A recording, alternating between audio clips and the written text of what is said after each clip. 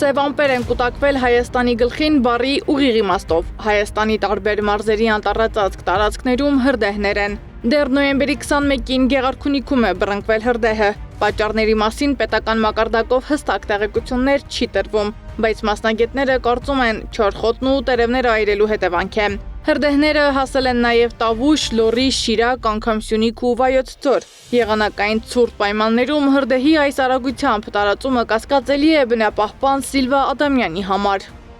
Ինչ խնդիր կա, սա մենակ կապված չի տերևներ վառելու եւ խոտածածկ տարածքներ վառելու հետ, ինչպես դուք նշեցիք, մեկը մյուսի հետ կապ չունի։ Հիմա ուզում եմ, մենք էլ չենք հասկանում, անկեղծ ասած, ես էլ այդպես որ տարածվել է, Լոռից դեպի անընդհատ ահազանգում են, նկարում են, բնապահպան լրագրողները իրենց կայքում նույնիսկ Google-ով նայել էին առանձին տերերա, մեկը մյուսի հետ կապ չունեցող, ու սա տարօրինակ է։ Հրդեհները բռնկվել են տեղ-տեղ, որն ավելի շատ կասկածներ է հարուցել, որ պատճառը խոտ ու տերև այրելն է, բնապահպանը վստահ է, բայց դրա տարածման պայմանները հստակ չեն։ Հրդեհի երկու օջախ մարվել է ըստ ներքին գործերի նախարարության տարածած հաղորդագրության։ Այս պահին հրդեհաշիջման աշխատանքները Տավուշում եւ Շիրակում շարունակվում են։ Հրդեհաշիջման գործողություններին ակտիվորեն մասնակցել են նաև հարակից համայնքների բնակիչները, աջակցելով փրկարարներին բարդ եւ պատասխանատու աշխատանքում։ Ներքին գործերի նախարարության փրկարար ծառայությունը հորդորում է համայնքների բնակիչներին արոտավայրերում չոր խոտերի եւ ցանքատարածքների մաքրման ընթացքում խուսափել այրումներից, չառաջացնել լրացուցիչ հրդեհավտանգ իրավիճակներ։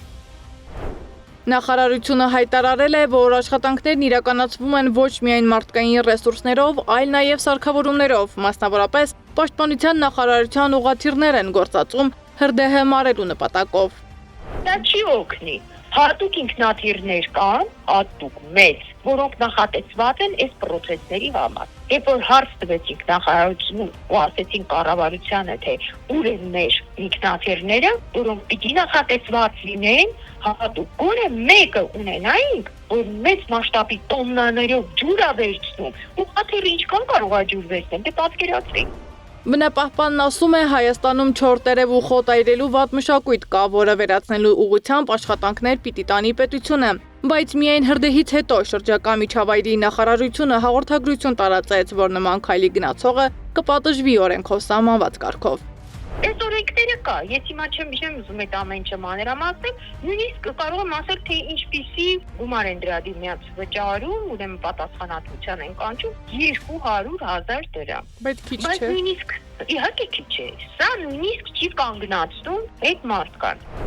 Բնապահպան լրագրողներից մեկն էլ իր էջում ահազանգ էր հնչեցրել, որ հրդեհը դեպի Դիլիջան ազգային պարկի առաջանում։ Ըստ վերջին 24 ժամում արված NASA եւ Greenpeace-ի արբանյակային տվյալների, Հայաստանի Հանրապետության Գեղարքունիքի, Տավուշի, Լոռու, Կոտայքի, Վայոց ձորի եւ Սյունիքի նախալեռնային եւ լեռնային գոտիներում հրդեհները ոչ միայն չեն մարվել, այլ ավելի են տարածվում։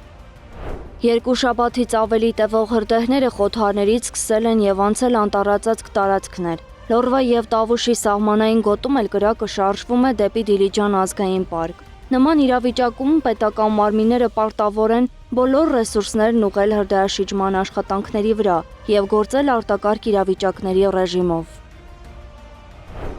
Եվ ներքին գործերի նախարարությունը եւ բնապահպանը նախազգուշացնում են չոր խոտի եւ տերևի այրելու հետևանքով վնասվում է հողի բերիությունը, վնասվում է նաև մարդկանց առողջությունը։ Այրման ընթացքում ոչնչանում տուժում է կենսաբազմազանությունը, թուլանում է էկոհամակարգի ինքնավերականգնման ունակությունը։ Այս պահին էլ հրդեհաշիջման աշխատանքներին մասնակցում է 1830 փրկարար, 10 ոստիկան, 103 էկոպարեկ, 17 հիմնական եւ 143 օժանդակ տեխնիկա։ Սեդա Մակարյան, Նոնա Գևորգյան, ABC Media։